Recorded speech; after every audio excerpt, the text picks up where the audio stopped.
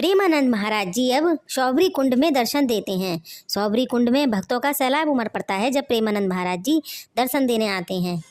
सौबरी कुंड भी एक बड़ा पर्यटक स्थल बन चुका है। जितने भक्त वृंदावन आते हैं वो सारे सौबरी कुंड जरूर आते हैं।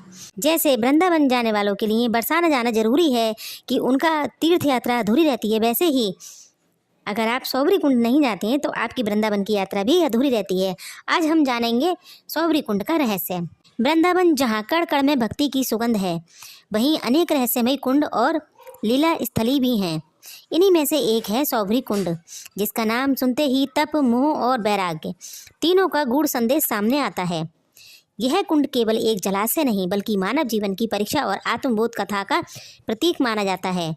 पौराणिक मान्यताओं के अनुसार महर्षि सौबरी एक महान तपस्वी थे। उन्होंने वर्षों तक कठोर तपस्या की और अपनी इंद्रियों पर पूर्ण नियंत्रण प्राप्त कर लिया। तप की सिद्धि के लिए उन्होंने यमुना तट के निकट एक शांत स्थान को चुना। आगे चलकर सौबरी कुंड कहलाया। कहा जाता है कि वे लंबे समय तक जल के भीतर रहकर ध्यान करते थे। उनकी तपस्या इतनी प्रखर थी कि देवता भी उनके तेज से विचलित होते थे। कथा का रहस्य तब गहराता है जब एक दिन महर्षि सौबरी ने जल में मछलियों के जोड़े को क्रीड़ा करते देखा। यह दृश्य उनके मन में सोई हुई वासनाओं को जगा देता है। वर्षों की तपस्या के बावजूद क्षण भर में मन डोल जाता है। यही वह क्षण है जो इस कुंड को रहस्यमय और शिक्षाप्रद बनाता है। महर्षि सौबरी समझ जाते हैं कि केवल बाहरी तप से नहीं बल्कि अंतरात्मा की शुद्धि से ही मोक्ष संभव है। इसके बाद महर्षि सौबरी का विवाह होता है और वे सांसारिक जीवन में प्रवेश करते हैं।